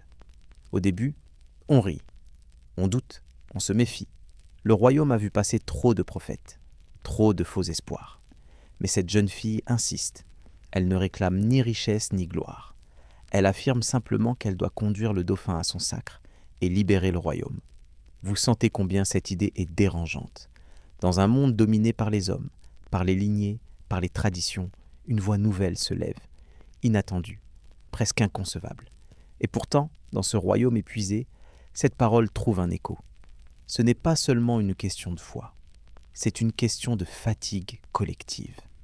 Quand toutes les stratégies ont échoué, quand toutes les alliances ont trahi, quand les armes n'ont apporté que la ruine, l'idée qu'un changement puisse venir d'ailleurs devient étrangement acceptable. Peu à peu, la rumeur circule. On parle de cette jeune fille qui n'a pas peur, qui parle au roi comme à un égal, qui affirme avec calme ce que personne n'ose plus dire à voix haute. La France n'est pas perdue, pas encore. À la cour du dauphin, l'accueil est prudent, méfiant. On l'interroge, on la teste, on cherche la supercherie, mais elle tient bon. Elle ne s'emporte pas, elle ne s'excuse pas. Elle répète ce qu'elle croit être sa mission, avec une constance presque troublante. Vous percevez ici un basculement subtil. Ce n'est pas encore une victoire militaire. Ce n'est même pas encore une décision politique claire. C'est un changement d'atmosphère, un frémissement, une possibilité qui renaît.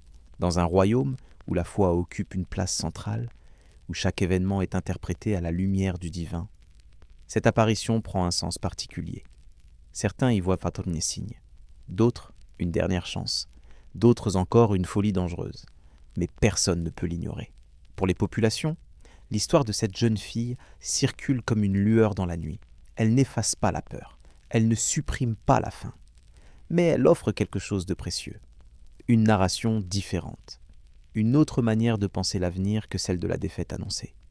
Vous sentez que, pour la première fois depuis longtemps, le mot espoir recommence à circuler, prudemment, à voix basse, comme s'il fallait vérifier qu'il est encore permis de l'employer. La guerre de 100 ans, jusque-là dominée par la force brute, les calculs politiques et les trahisons, s'apprête à entrer dans une phase nouvelle. Une phase où le moral, la foi, la cohésion vont jouer un rôle aussi important que les armes. Rien n'est encore gagné. Tout peut encore échouer. Mais quelque chose s'est remis en mouvement. Une énergie fragile, presque irréel, traverse un royaume qui n'osait plus croire en lui-même. Et tandis que cette jeune figure avance vers son destin, la France, lentement, commence à relever la tête, sans encore savoir jusqu'où ce nouvel élan pourra la porter. Lorsque la décision est enfin prise de lui faire confiance, ce n'est pas un élan unanime, ni un acte de foi aveugle. C'est un pari né du désespoir, de l'épuisement, de l'absence de solution. Dans ce royaume acculé, tenter l'inimaginable semble parfois moins risqué que continuer comme avant. Vous sentez combien cette décision est lourde. Confier une armée, même modeste, à une jeune fille sans expérience militaire apparente va à l'encontre de toutes les règles établies. Les capitaines doutent, les conseillers hésitent, mais le dauphin accepte. Peut-être parce qu'il n'a plus grand-chose à perdre, peut-être parce que, pour la première fois depuis longtemps, quelqu'un lui parle avec certitude, sans peur, sans calcul visible. Lorsque Jeanne rejoint l'armée, quelque chose change presque immédiatement. Pas dans les armes, ni dans les effectifs, mais dans les esprits. Les soldats la regardent avec curiosité, parfois avec scepticisme, parfois avec une ferveur inattendue. Elle ne promet pas la richesse. Elle ne promet pas une guerre facile. Elle promet la victoire parce qu'elle y croit profondément. Vous percevez cette force particulière. Elle ne crie pas, elle n'insulte pas, elle ne menace pas. Elle parle simplement avec une assurance tranquille, presque désarmante. Dans un monde saturé de mensonges politiques et de promesses non tenues, cette simplicité frappe. L'objectif est clair. Orléans. Cette ville assiégée depuis des mois est devenue un symbole. Si elle tombe, la route vers le sud est ouverte. Si elle résiste, l'espoir peut renaître. Le siège est dur, éprouvant, marqué par la faim, la fatigue, la peur quotidienne. Les défenseurs sont à bout. L'arrivée de Jeanne ne fait pas disparaître les dangers. Les combats restent violents. Les pertes sont réelles. Mais quelque chose d'essentiel se produit. L'armée française cesse de subir. Elle attaque. Elle reprend l'initiative. Les soldats avancent avec une détermination nouvelle, comme si la peur avait reculé d'un pas. Vous imaginez ces journées tendues, ces assauts, ces retraites, ces reprises. Jeanne est là, au milieu, visible, exposée. Elle n'est pas une stratège au sens classique, mais elle incarne une volonté, une direction, un sens. Et cela suffit souvent à faire basculer des situations figées. Lorsqu'Orléans est finalement libéré, l'impact dépasse largement la ville elle-même. La nouvelle se répand comme un feu. On parle de miracles, de signes divins, de retournements impossibles devenus réels. Pour la première fois depuis des décennies, une grande victoire française est incontestable. Vous sentez ce souffle qui parcourt le royaume. Dans les villages, dans les villes, dans les campagnes meurtries, quelque chose se redresse. Les épaules se relèvent, les regards changent, on ose à nouveau parler d'avenir. Pas encore de paix, mais de reconquête. La suite s'enchaîne rapidement. Jeanne pousse le dauphin à agir, à ne pas laisser l'élan retomber.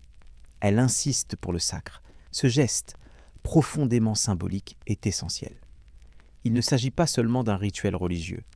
Il s'agit d'affirmer, publiquement, que le roi est légitime, reconnu, sacré selon l'ordre ancien. Le chemin est dangereux. Les territoires terre à traverser sont hostiles, les ennemis nombreux. Mais la marche se fait. Les villes ouvrent leurs portes, certaines sans combattre, d'autres après de brèves résistances. L'audace surprend. La rapidité désoriente l'adversaire. Le sacre a lieu. Et avec lui, quelque chose se fige dans l'histoire. Le roi est désormais pleinement roi.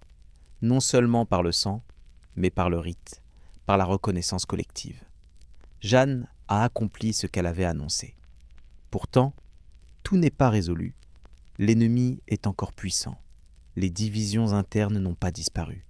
Et Jeanne, elle-même, devient une figure dérangeante, trop visible, trop influente, trop difficile à contrôler. La politique reprend ses droits, lentement, implacablement. Vous sentez le glissement. L'enthousiasme initial se heurte au calcul. Les soutiens se font plus tièdes. Les décisions deviennent plus prudentes. Jeanne continue de se battre, mais le contexte a changé.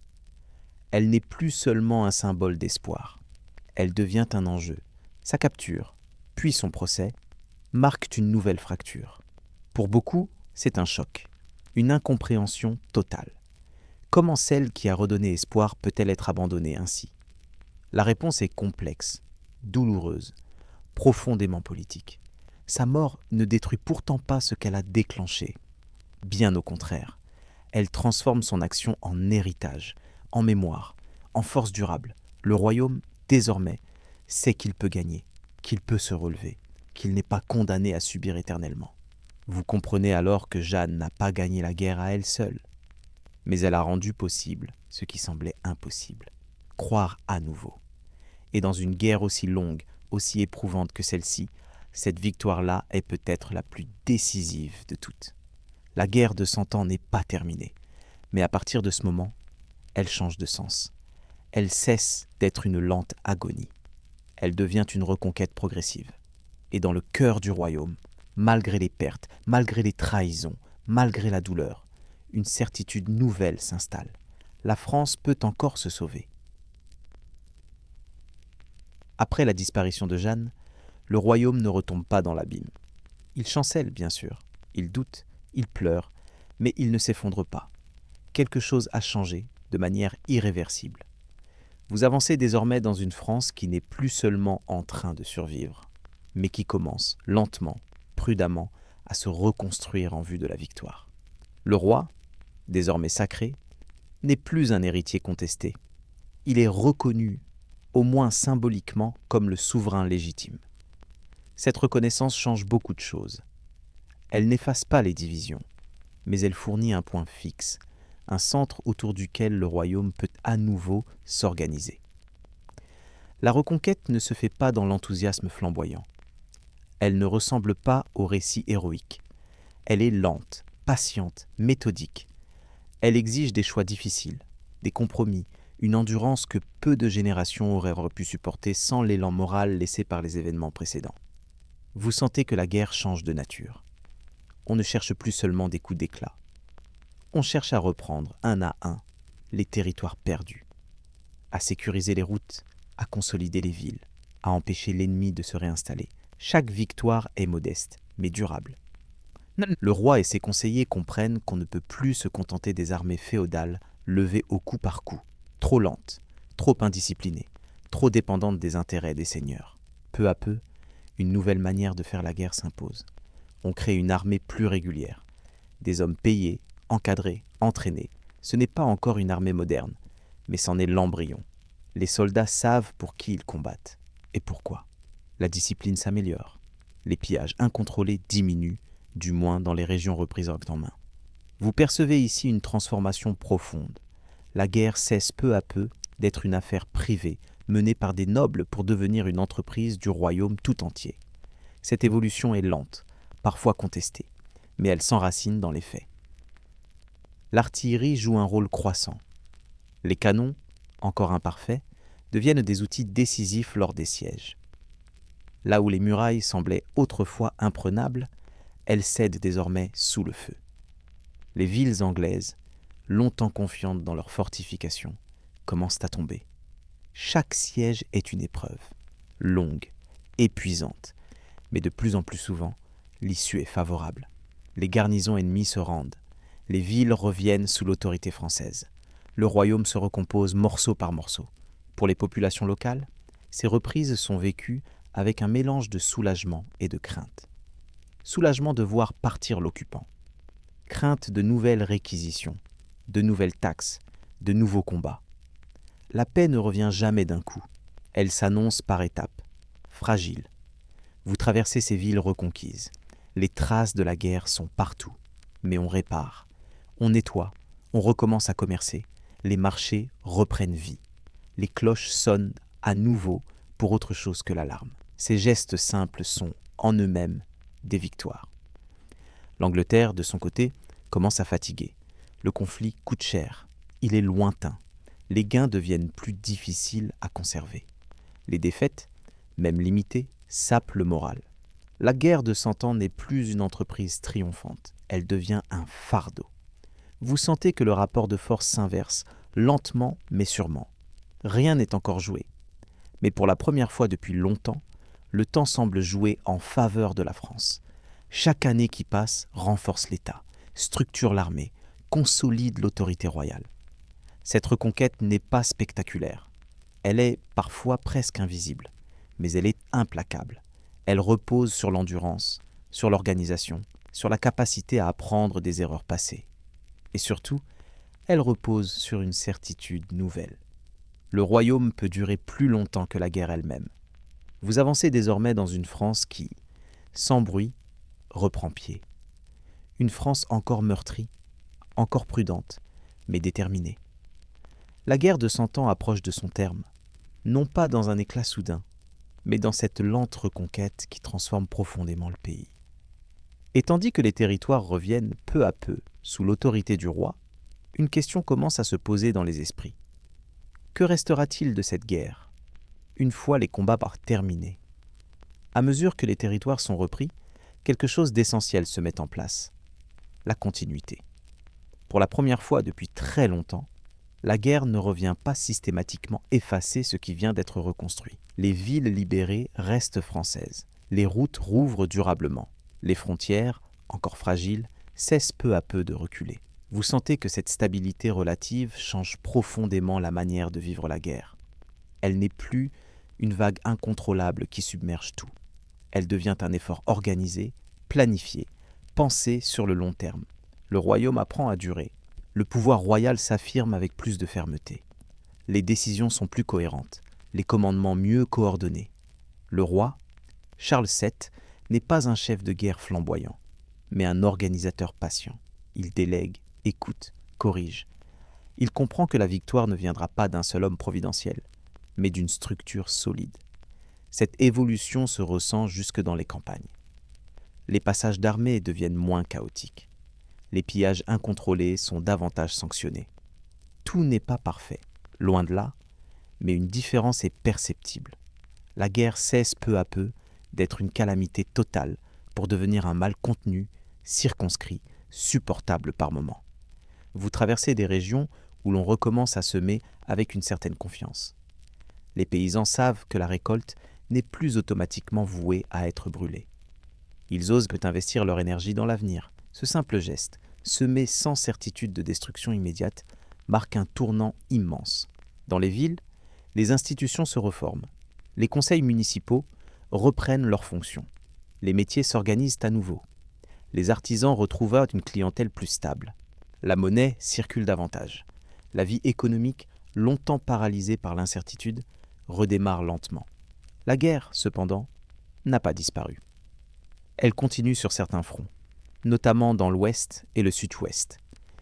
Les places anglaises résistent. Certaines sont bien défendues, bien ravitaillées, solidement ancrées.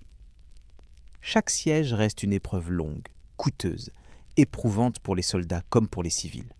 Mais la différence est ailleurs. Chaque victoire s'ajoute aux précédentes. Elle ne s'efface pas. L'ennemi recule sans pouvoir reprendre l'initiative. Les Anglais défendent désormais leur position au lieu de conquérir. Cette inversion du mouvement est décisive. Vous percevez aussi que le temps, ce facteur si cruel au début du conflit, change de camp.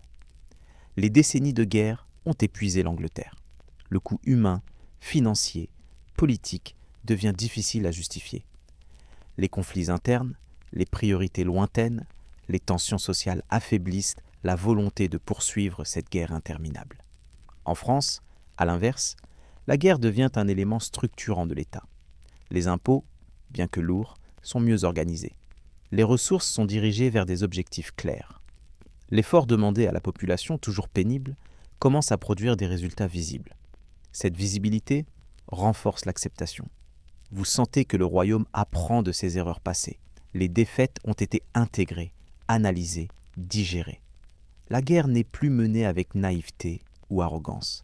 Elle est menée avec prudence, méthode, persévérance. Peu à peu, les dernières grandes places anglaises tombent. Certaines après de longs sièges, d'autres à la suite de négociations. D'autres encore parce que l'ennemi, isolé, affamé, préfère se rendre que mourir inutilement. La violence ne disparaît pas, mais elle s'use.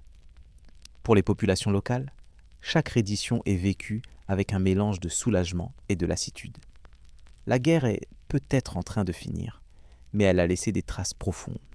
Des maisons détruites, des familles décimées, des générations marquées par la peur. La paix, quand elle arrivera, ne sera pas simple. Vous avancez dans un royaume qui sera proche de la fin du conflit sans encore oser y croire pleinement. Trop de fois, l'espoir a été déçu.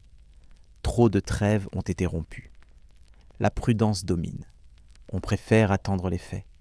Et les faits, lentement, s'accumulent, mois après mois, année après année. La présence anglaise se réduit. Les drapeaux changent, les garnisons quittent le territoire. Le royaume se referme sur lui-même, non plus pour se protéger, mais pour se rassembler. Cette reconquête n'a rien de spectaculaire. Elle ne fait pas naître de légendes immédiates, mais elle transforme la France plus profondément que n'importe quelle victoire éclatante. Elle forge un État plus solide, plus centralisé, plus conscient de ses forces et de ses limites. Vous sentez que la guerre de 100 ans touche à son terme, non pas dans un cri, mais dans un souffle long, fatigué, comme une tempête qui s'éloigne lentement, laissant derrière elle un paysage bouleversé, mais encore vivant. Et déjà, une nouvelle question s'impose, silencieuse mais incontournable. Comment vivre après tant d'années de guerre ? Que faire de ce royaume reconquis, meurtri, transformé ? La réponse appartient au dernier acte de cette longue histoire. La guerre ne s'arrête pas comme elle a commencé.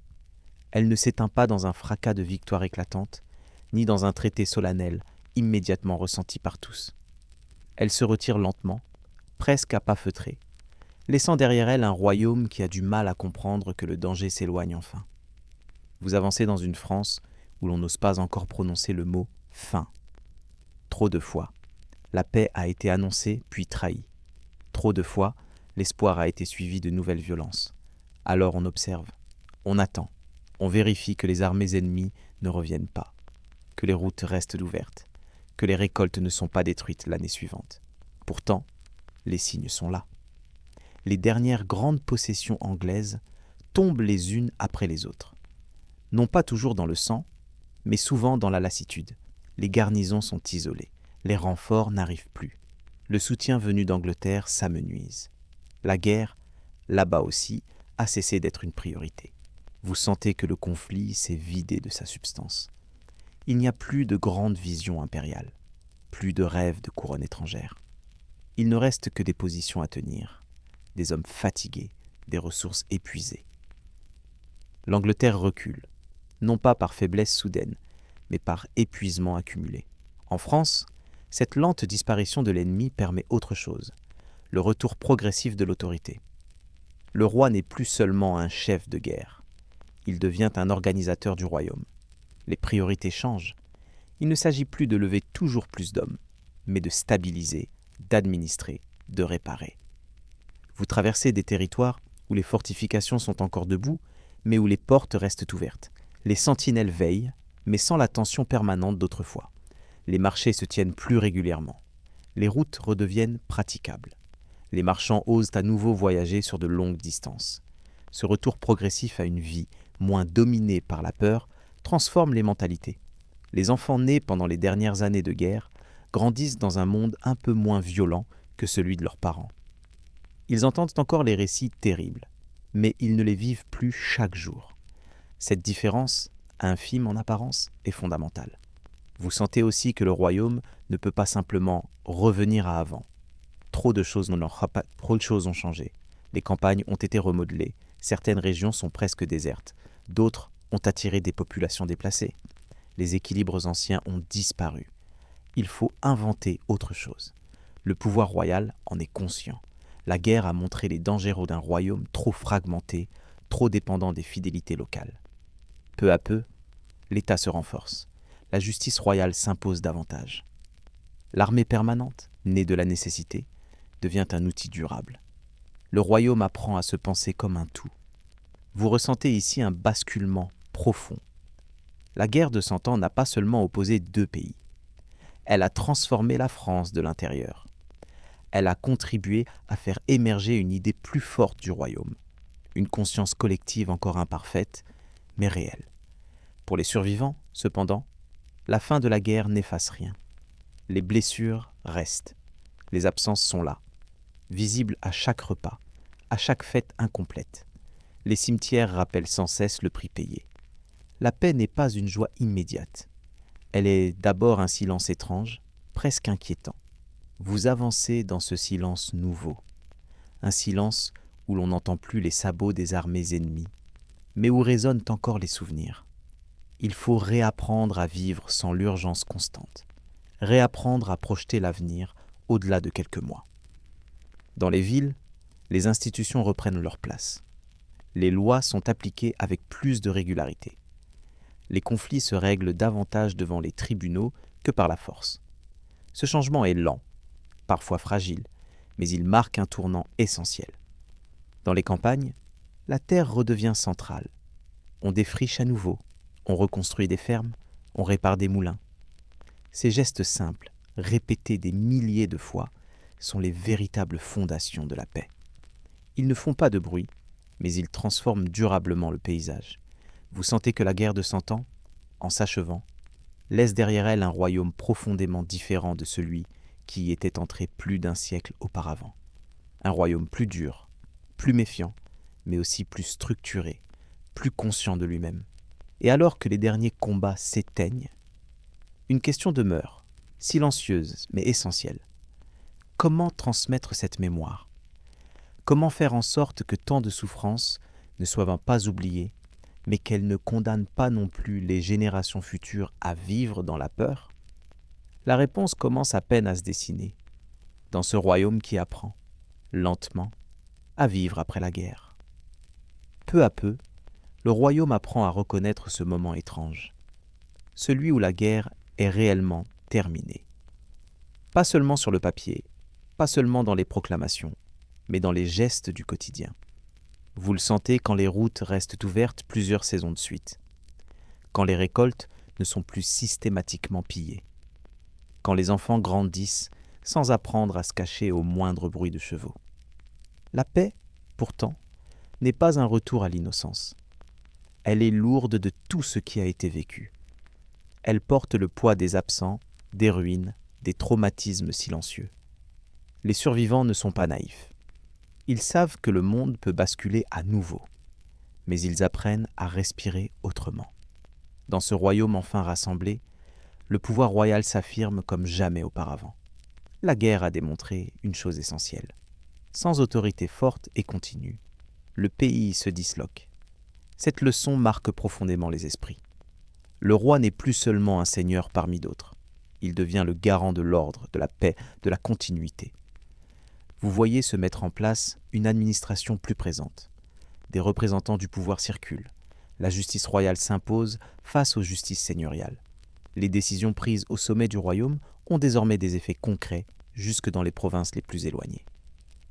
Cette centralisation, encore imparfaite, change durablement la France. L'armée, elle aussi, ne disparaît pas avec la fin de la guerre. Elle se transforme. Elle devient permanente, encadrée, disciplinée. On ne dépend plus uniquement des nobles et de leurs troupes privées. Le royaume dispose désormais d'un outil militaire propre, pensé pour durer. Cette évolution, née de la guerre, façonnera l'avenir. Pour les anciens combattants, la transition est difficile. Beaucoup ne savent plus vivre sans la guerre. Ils ont grandi, combattu, survécu dans la violence. Revenir à une existence ordinaire demande un effort immense. Certains y parviennent, d'autres errent encore, marqués à jamais par ce qu'ils ont vu et fait. Dans les campagnes, la reconstruction est lente. On ne rebâtit pas un siècle de destruction en quelques années. Certaines terres restent abandonnées, d'autres changent de propriétaires. Les paysages portent longtemps les cicatrices du conflit. Mais la vie reprend. Obstiné, on sème, on récolte, on transmet à nouveau. Les villes, quant à elles, deviennent des centres essentiels du renouveau. Le commerce se développe. Les échanges reprennent avec l'extérieur. Les artisans retrouvent une stabilité relative. La richesse circule à nouveau, inégalement, certes, mais suffisamment pour redonner un souffle au royaume. Vous sentez aussi que la guerre a laissé une empreinte profonde dans les esprits. Les récits circulent. On raconte Crécy, Poitiers, Azincourt, Orléans. On parle de trahison, de miracles, de souffrances indicibles. Ces histoires façonnent une mémoire collective. Elles deviennent des repères, des avertissements, parfois des mythes, Cette mémoire joue un rôle essentiel. Elle forge un sentiment nouveau, celui d'appartenir à un même destin. Avant la guerre, beaucoup se définissaient d'abord par leur village, leur seigneur, leur région. Après un siècle de conflits partagés, l'idée d'un royaume commun s'impose davantage. La France n'est plus seulement une addition de terres, elle devient une entité vécue. Vous comprenez alors que la guerre de 100 ans, malgré son horreur, a été un moment fondateur. Elle a détruit, mais elle a aussi façonné. Elle a fait émerger un État plus solide, une conscience plus large, une organisation nouvelle. Le prix payé est immense, mais le monde qui en sort est différent. Pour ceux qui vivent à cette fin de guerre, la question n'est plus de savoir qui a gagné. La véritable question est comment vivre maintenant ? Comment transmettre aux enfants autre chose que la peur ? Comment faire de ce long cauchemar une leçon plutôt qu'une condamnation ? La réponse se construit lentement, dans les gestes simples. Dans une maison reconstruite, dans un champ cultivé sans crainte, dans une fête de village qui se tient sans être interrompue, dans un enfant qui grandit sans connaître la guerre comme une évidence. Vous voilà revenu doucement au terme de ce très long voyage. Plus d'un siècle s'est écoulé, non pas comme une ligne droite, mais comme une succession de chocs, de replis, de renaissances fragiles. La guerre de 100 ans n'a jamais été une guerre continue, mais elle a été une présence constante, presque invisible parfois, toujours pesante. Vous avez vu un royaume sûr de lui vaciller, puis tomber. Vous avez traversé des campagnes brûlées, des villes affamées, des générations entières qui n'ont connu que l'attente, la peur et l'incertitude. Vous avez senti la fatigue d'un peuple pris entre les ambitions des rois, les querelles des princes, les violences des armées et les ravages de la maladie. Et pourtant, vous avez aussi vu autre chose, une capacité à durer, à se relever lentement, à apprendre dans la douleur. La France qui sort de cette guerre n'est plus celle qui y est entrée. Elle est plus centralisée, plus méfiante, mais aussi plus consciente d'elle-même. Elle commence à se penser comme un royaume uni, au-delà des seigneuries, des fidélités locales, des querelles féodales.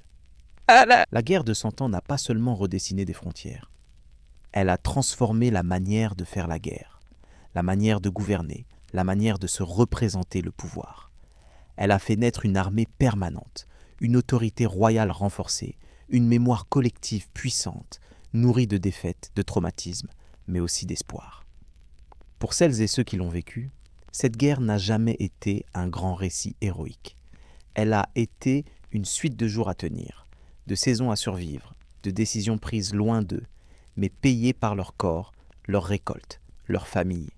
Beaucoup sont morts, sans savoir pourquoi la guerre avait commencé, ni comment elle finirait. Et vous, en marchant dans leurs pas, vous avez peut-être senti combien cette question traverse tout le récit. Comment vivre quand la guerre dure plus longtemps qu'une vie humaine ? Comment garder espoir quand la paix semble toujours repoussée ? Vous avez maintenant traversé cette époque, lentement, sans fracas. Vous avez partagé les peurs, les silences, les attentes, les rares moments de soulagement. Et tandis que vous revenez doucement à votre présent, cette dernière réflexion peut rester avec vous, sans urgence, sans réponse immédiate. Et vous, auriez-vous survécu à la guerre de 100 ans ? Merci d'avoir voyagé avec Histoire Cocasse. Si cette longue veillée d'histoire vous a apaisé, instruit, accompagné jusqu'au sommeil, pensez à vous abonner à la chaîne, à activer la cloche, à laisser un petit commentaire pour dire depuis quel endroit vous écoutez ces récits nocturnes et à poser un j'aime avant de fermer doucement les yeux. L'histoire peut maintenant s'éloigner. Le silence revient. La nuit peut continuer.